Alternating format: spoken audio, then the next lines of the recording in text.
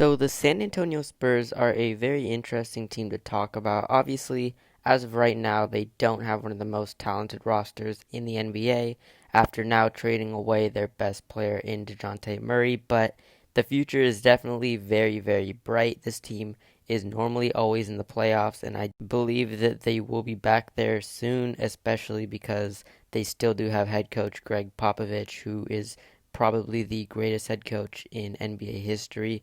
So the Spurs, they are obviously rebuilding now, but I don't expect this rebuild to take that long. You've got already some guys like Joshua Primo, Keldon Johnson, and also drafting Jeremy Sohan, who looks pretty good. So the Spurs, they're good at drafting, and I just think that this team is loaded for the future. Also owning pretty much all of their first round picks. They could trade players for picks. I mean, they traded for a bunch of Hawks picks for DeJounte Murray, so they know what they're doing there, and I don't expect it to take that long for them to be back in the NBA playoffs. So, what's going on, guys? Welcome back to the channel. For today's video, we're going to be talking about the San Antonio Spurs, my thoughts and opinions going into the 2022-2023 NBA season.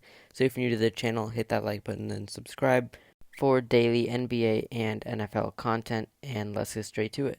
So first things first, I'd like to talk about the DeJounte Murray trade, and he averaged 21.1 points per game last year, 46.2% from the field, 8.3 rebounds, and 9.2 assists. So he was pretty close to averaging a triple-double throughout the season, and obviously he would be the third player to ever do that in NBA history, behind Westbrook and Oscar Robertson. So that's honestly a great stat right there, and I was really surprised seeing that the Spurs were in the mix of trading DeJounte Murray away. And now that I'm thinking about it, it's obviously a good idea. You were going to have to pay this guy pretty soon. I mean, he's already 25 years old.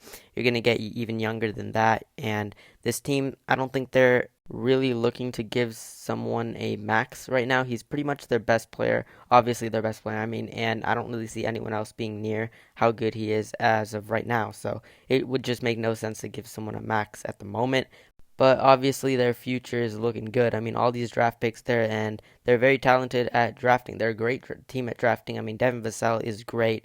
Obviously, they drafted DeJounte Murray, no longer on the team, but he was great. Keldon Johnson's good. Jeremy Sohan, I believe in him. I think he's going to be a great player. So, yeah, they're good at drafting, and I think this trade overall was good for both teams. The Hawks are now looking loaded in the Eastern Conference with a backcourt of Trae Young and DeJounte, and then John Collins and Capella. So that team is great in the Eastern Conference.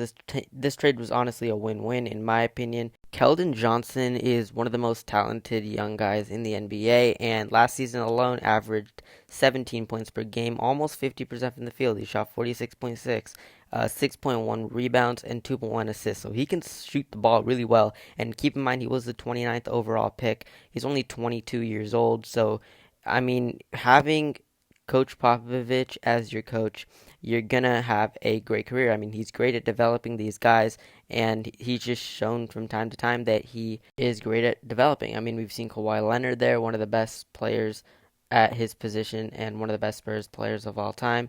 Obviously, he's coached Tim Duncan, and he is definitely one of the best NBA players of all time. So, yeah, he's obviously really, really, really experienced, and I just think that the Spurs, they don't have anything to worry about as of now.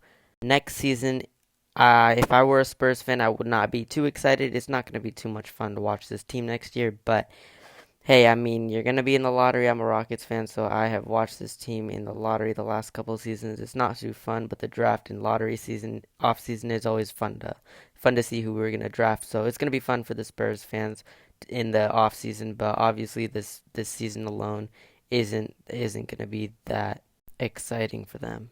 At the center position as of right now, they've got Jakob Pertl. He's 26 years old. I'm not actually too sure that they would like to keep him there to stay.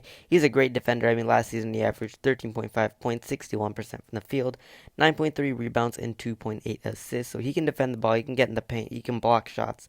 And I think that he can be a good quality backup center in the NBA for honestly any team.